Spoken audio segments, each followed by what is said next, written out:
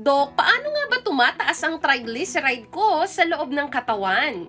Every time po kasi na kumakain tayo, yung mga hindi pa natin magagamit na calories can actually turn into triglycerides. Ibig sabihin, kung puro high carbohydrate foods ang atin pong kinakain, sobrang taas din po nito sa calories. At kung hindi naman active ang ating lifestyle, hindi din po natin ito mababurn, which can turn into triglycerides. Ngayon, kailangan po nating malaman ng triglycerides sa loob ng katawan dahil dito din nakabase ang ating heart health.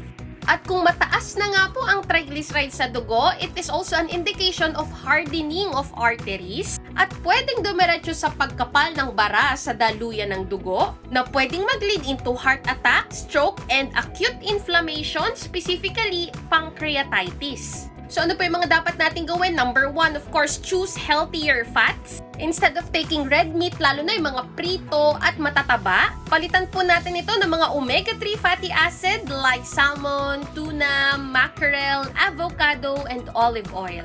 Number 2, bawasan po natin ang sugar and refined carbohydrates katulad ng puting tinapay dahil nagdadagdag din po yan ng triglycerides sa loob ng katawan.